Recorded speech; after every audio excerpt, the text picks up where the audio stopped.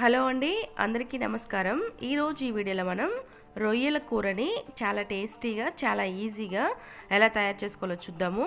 అంతకంటే ముందుగా మీరు కనుక మన ఛానల్ని ఫస్ట్ టైం చూస్తున్నట్లయితే ప్లీజ్ సబ్స్క్రైబ్ చేసుకొని లైక్ చేసి ఇది మీ ఫ్రెండ్స్కి అండ్ ఫ్యామిలీ మెంబర్స్కి షేర్ చేసి కొంచెం నన్ను సపోర్ట్ చేయండి.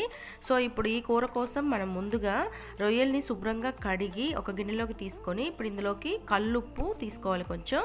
దాంతోపాటుగా 1/2 టేబుల్ స్పూన్ వరకు పసుపు కూడా తీసుకొని ఈ కల్లుప్పు పసుపును ఈ విధంగా చేత్తో బాగా కలుపుకుంటూ ఈ రొయ్యల్ని బాగా క్లీన్ చేసుకోవాలన్నమాట. అప్పుడు అలా క్లీన్ చేసుకోవడం వల్ల వాటికి ఉన్న నీసు వాసన అంతా పోయి మనకి రొయ్యలు అనేది చాలా బాగుంటాయి. సో ఆ తర్వాత ఇప్పుడు ఇందులోకి సగం టేబుల్ స్పూన్ వరకు ఉప్పు, సగం టేబుల్ స్పూన్ వరకు పసుపు, 1 టేబుల్ స్పూన్ వరకు కారం కూడా యాడ్ చేసుకొని ఈ ఉప్పు కారం అనేది ఈ రొయ్యలకి బాగా పట్టేలాగా మనం ఈ విధంగా చేత్తోనే కలుపుకొని ఈ కలుపుకున్న రొయ్యల్ని ఒక 15-20 నిమిషాల పాటు అలా పక్కన పెట్టేసుకోవాలి.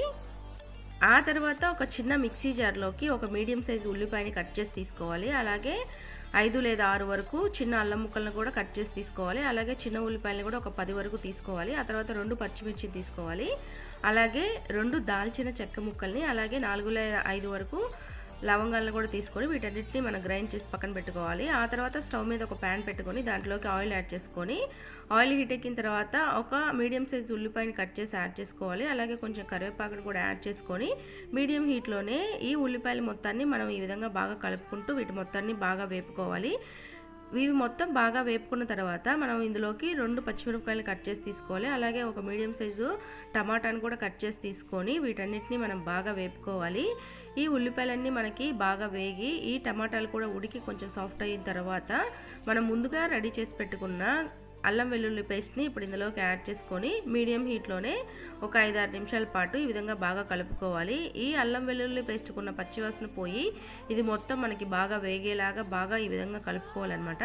సో ఆ తర్వాత మనం ముందుగా ఉప్పు కారం కలిపి పెట్టుకున్న రొయ్యల్ని ఇప్పుడు ఇందులోకి యాడ్ చేసుకొని మీడియం హీట్లోనే ఒక 2-3 నిమిషాల పాటు ఈ రొయ్యలు మొత్తాన్ని ఈ అల్లం వెల్లుల్లి పేస్ట్లోకి బాగా కలిసేలాగా ఈ విధంగా బాగా కలుపుకుంటూ ఉండాలి.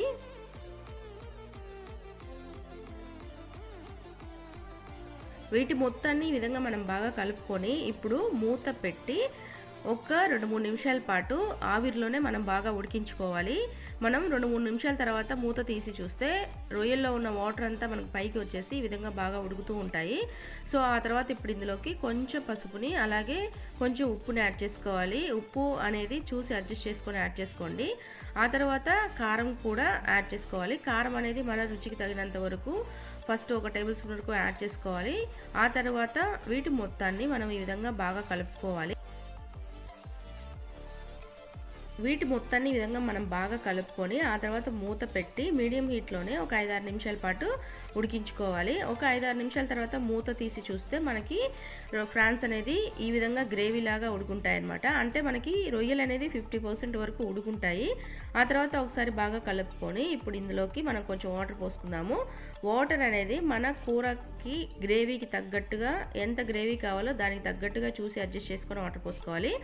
వాటర్ పోసిన తర్వాత ఖచ్చితంగా ఒకసారి ఉప్పు కారం అనేది చూసుకోవాలి. ఎందుకంటే వాటర్ పోసాం కాబట్టి కొంచెం కారము ఉప్పు అనేది తగ్గొచ్చు అనమాట. అది చూసి అడ్జస్ట్ చేసుకొని యాడ్ చేసుకోండి.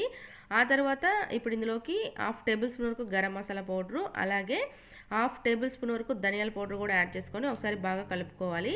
ఇక్కడ నాకు ఉప్పు కారం అనేది కరెక్ట్గా సరిపోయింది కాబట్టి నేను యాడ్ చేయలేదు. సో మీరు చూసి అడ్జస్ట్ చేసుకొని యాడ్ చేసుకోండి. ఈ మసాలా పౌడర్లు యాడ్ చేసిన తర్వాత ఒకసారి బాగా కలుపుకొని మనం మూతను పెట్టి ఇప్పుడు మంటని మీడియం నుంచి హైలోకి అడ్జస్ట్ చేసుకుంటూ మధ్య మధ్యలో చెక్ చేసుకుంటూ ఈ రొయ్యలు మొత్తం మనకి ఫైనల్గా ఈ విధంగా బాగా ఉడికేలాగా ఉడికించుకోవాలి. ఆ తర్వాత ఒకసారి బాగా కలుపుకోవాలన్నమాట. ఇక్కడ నాకు రొయ్యలు మొత్తం పూర్తిగా ఉడికిపోయినాయి. ఇవి ఉడికాక మంటని లో హీట్లోకి అడ్జస్ట్ చేసి పెట్టుకుంటున్నాను.